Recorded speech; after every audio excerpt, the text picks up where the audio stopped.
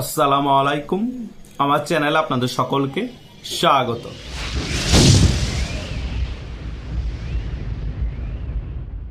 বাংলাদেশের রাজনীতিতে যেই ক্ষমতায় আসে এবং যেই রাষ্ট্রপ্রধান হয়, কেউ ধোয়া তুলসী পাতা না।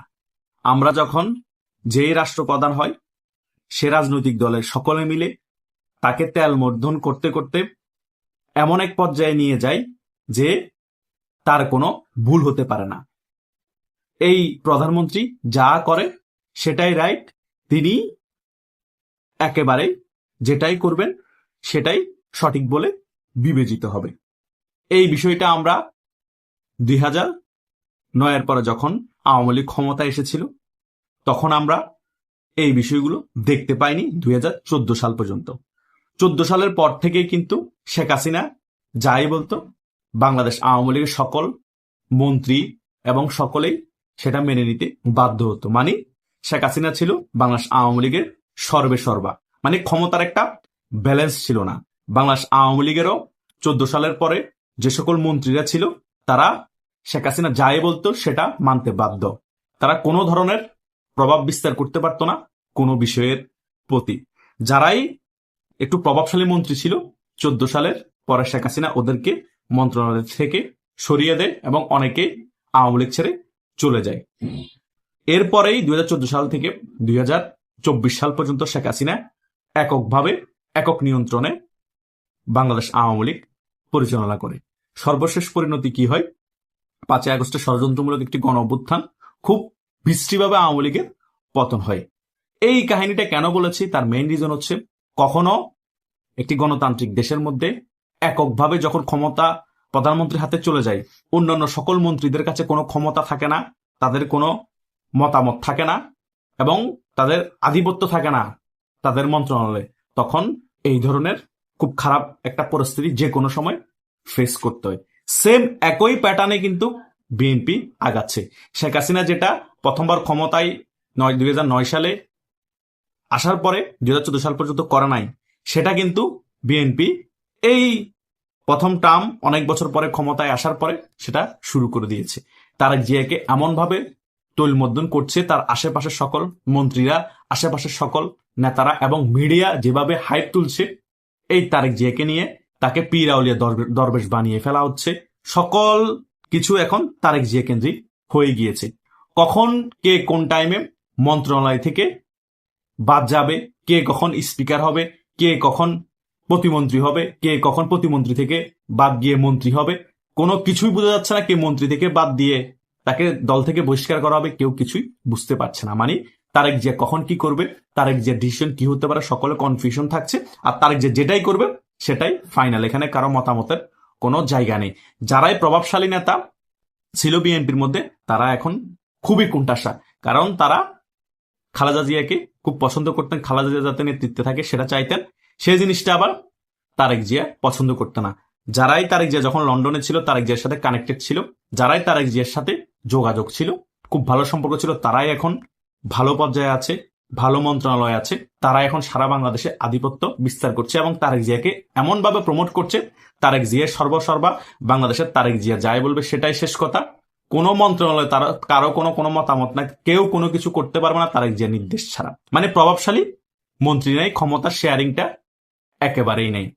এই পরিস্থিতি যদি আর কিছু মাস কিছু বছর চলতে থাকে, আওয়ামী লীগের কি খারাপ পতন হয়েছে তার থেকে বিশ্রীভাবে পতন হবে বিএনপির। কারণ যখন একটা মিস্টেক করে ফেলবে তারেক জিয়া, তখন জনগণ বলবে কিরে পীর আউলিয়া দরবেশ এত ভালো মানুষ, উনি এভাবে প্রমোট করেছে মিডিয়া, হুট করে এত ওলিয়া উলিয়া টাইপসের মানুষ এত বড় ভুল কিভাবে করলো। এখনো তো হানিমুন পিরিয়ড চলতেছে রে ভাই, আপনারা ঈদটা শেষ হতে দেন, তারপরে কোন পরিস্থিতি বাংলাদেশে দেখেন। বৈশ্বিক চাপ আসবে, তারপরে আপনার এই দেশের মধ্যে দুর্ভিক্ষের অবস্থা তৈরি হবে, মারামারি হানাহানি শুরু হয়ে যাবে, জামাতের পেশা শুরু হয়ে যাবে। সংসদের মধ্যে অলরেডি জামাত ওয়াকআউট করা শুরু করে দিয়েছে, সংসদের বাইরে তারা বিভিন্ন রকমের উল্টাপাল্টা স্লোগান দিবে, আন্দোলন করার হুমকি দিচ্ছে। তার মানে একটা বৃষ্টি পরিস্থিতি ফেস করার জন্য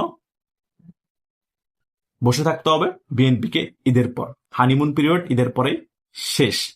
সো এমন একটা পরিস্থিতি ক্রিয়েট করে ফেলছে বিএনপির নেতারা যে তারেক জিয়া এখন চাইলে অনেক কিছু করতে পারবে না। যদি ভুলে একটা কিছু হয়ে যায়, ওখান থেকে তারেক যে সরকার পতনের কাউন্টডাউন শুরু হয়ে যাবে। এখন 1 মাস গিয়েছে, আমি 1 মাসের মধ্যে খুব ইজিলি বলে দিতে পারেন সরকার পতনের কাউন্টডাউন শুরু হয়ে গিয়েছে। ঈদের পরেই কিন্তু সকল কিছু ক্লিয়ার হয়ে যাবে আদৌ কি তারেক জিয়ার সরকার পতনের কাউন্টডাউন শুরু হচ্ছে কিনা। একটা জিনিস মাথায় রাখবেন, 1971 সালের পরে শেখ মুজিবও যখন ক্ষমতা শেয়ারিংটা কমিয়ে বাকশাল যেটা বলা হয় সেটা করতে চেয়েছিল, কেউ পক্ষে ছিল কেউ বিরোধিতা করেছে। ক্ষমতা শেয়ারিং যতই কমে এসেছিল তখন শেখ মুজিবের উপর একটা প্রেশার তৈরি হচ্ছিল বহির্বিশ্ব থেকে এবং নিজেদের দেশের মধ্যে জনগণের মধ্যে বিরূপ প্রতিক্রিয়া শুরু হচ্ছিল এবং নেতাদের মধ্যে বিরূপ প্রতিক্রিয়া শুরু হচ্ছিল। সেই বিষয়টাকে কাজে লাগিয়ে বাংলাদেশের সেনাবাহিনীর এক অংশ সিস্টেমেটিক ভাবে শেখ মুজিবুর রহমানকে এবং তার ফ্যামিলির সকলকে হত্যা করে ফেলতে চেয়েছিল। অনেকেই বলে এখানে ইন্ডিয়ার হাত ছিল, অনেকে বলে আমেরিকারও হাত ছিল। কার হাত ছিল সেই বিষয়ে বিশ্লেষণ আরেকদিন হবে, কিন্তু ক্ষমতা শেয়ারিং কমে যাওয়ার কারণে এই জিনিসটা ফেস করতে হয়েছিল শেখ মুজিবুর রহমানকে। সেম ভাবে জিয়াউর রহমান যখন ক্ষমতা এসেছে, জিয়াউর রহমানও যখন ক্ষমতা শেয়ারিংটা অন্যদের কাছ থেকে একেবারে কমিয়ে ফেলেছে, সকল কিছুতে সর্বসর্বা জিয়াউর রহমান হয়ে গিয়েছে।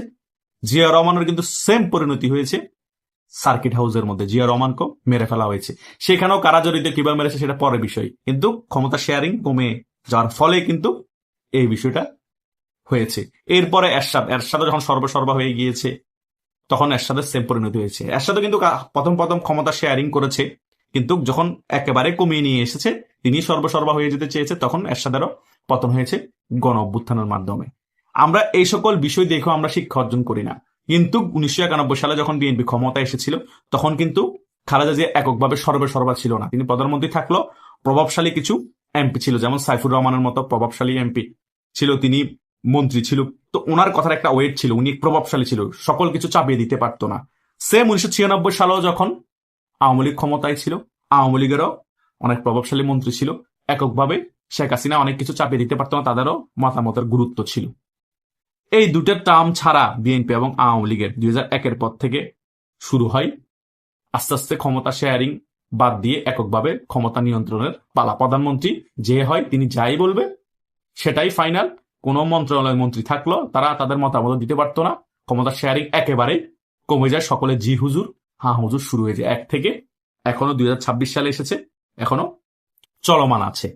এইরকম ক্ষমতা শেয়ারিং কমিয়ে ফেলে এককভাবে যখন মানুষ পুরো দেশটাকে নিয়ন্ত্রণ করা শুরু করে, তখন তিনি অনেক এনজয় ফিল করলো, তার আশেপাশের মানুষরা তাকে অপছন্দ করা শুরু করে। আস্তে আস্তে শত্রু বাড়তে থাকে এবং জনগণের মধ্যে বিরূপ প্রতিক্রিয়া শুরু হয়ে যায়। প্রথম 1 মাস 2 মাস 1 বছর 2 বছর খুব ভালো দেখালো, খুব ভালো লাগলো, আস্তে আস্তে করে শত্রুতর হয়ে আস্তে আস্তে করে তার নিজের দলের মধ্যে ফাটল তৈরি হয়ে যায়, জনগণের মধ্যে বিরূপ প্রতিক্রিয়া শুরু হয়ে যায় এবং আস্তে আস্তে যখন দেশটা ভালোভাবে পরিচালনা করতে ব্যর্থ হতে শুরু করে, জনগণ খেপা শুরু করে দেয় ওই রাষ্ট্রপ্রধানের উপর। তখন সকল কিছু ওই প্রধানমন্ত্রী যে থাকে তার উপর ক্ষোভ থাকে, কারণ তাকে এমন ভাবে তুলে ধরা হয়, সেই সর্বসর্বা তার ডিসিশনে সকল কিছু হয়। তাই কোনো কিছু ভুল হলো তার উপর গিয়ে প্রেসার পড়ে, যেটা শেখ হাসিনার উপর হয়েছে। শেখ হাসিনা কিন্তু অনেক দুর্নীতি করে না, শেখ হাসিনা অনেক গুম খুনের সাথে জড়িত ছিল না, দেশের উন্নয়ন করেছে, কিন্তু যে কোনো ভুলের সকল কিছু, সকল দুর্নীতি, সকল টাকা পাচারের দায়ভার এবং সকল খারাপ কাজের দায়ভার সব শেখ হাসিনার উপর পড়েছে, কারণ তিনি সর্বসর্বা ছিল, ক্ষমতা শেয়ারিংটা কমিয়ে ফেলেছিল। সে কারণে সকল দোষ শেখ হাসিনা মেনে নিতে হবে এবং শেখ হাসিনার প্রতি ক্ষোভ ছিল এবং শেখ হাসিনাকে মেরে ফেলতে চেয়েছিল এই জঙ্গি যারা ছিল, তারা মেটিকুলাস ডিজাইনের মাধ্যমে। সেম শেখ মুজিবকে যেভাবে মারা হয়েছে, জিয়া রহমানকে যেভাবে মারা হয়েছে এবং এরশাদকে যেভাবে গণঅভ্যুত্থানের মাধ্যমে পতন করে জেলে ভরে দেওয়া হয়েছে, একই প্যাটার্নে। কথা বুঝতে পেরেছেন? তাই এখন এত ইতিহাস দেখার পর, এত ইতিহাস জানার পরও তারেক জিয়া সেম ভুলটা করছে। সেম ভুলের কারণে খুব শীঘ্রই তারেক জিয়া পতনের দিকে চলে যাচ্ছে এবং বিএনপি সরকারও পতনের দিকে চলে যাচ্ছে। তাই যে কোনো সময় বিএনপি সরকারের পতনের কাউন্টডাউন হয়ে যেতে পারে, কারণ বিসমিল্লাতেই গলত। শুরু থেকেই ক্ষমতা আসার পরপরই এই সকল বিষয় বিএনপির মধ্যে শুরু হয়ে গিয়েছে। এক কেন্দ্রিকভাবে রাজনীতি, ক্ষমতার কোনো শেয়ারিং নেই, তারেক জিয়া সর্বসর্বা, আর সবাই হচ্ছে ছাগলের 10 নম্বর বাচ্চা। মন্ত্রী হলো কিছু করার নাই, তারা জি হুজুর হা হুজুর, তাদের মতামতের কোনো অধিকার নাই। একটা মিস্টেক, খেলা ফাইনাল।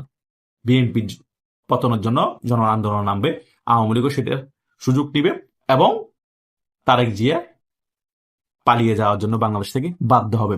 পালিয়ে যেতে পারবে নাকি বাংলাদেশে থেকে জেলে পচে মরবে সেটা একমাত্র আল্লাহ জানে, কিন্তু পরিস্থিতি যে খুব ভয়াবহ হবে সেটা আমি আগাম বলে দিচ্ছি।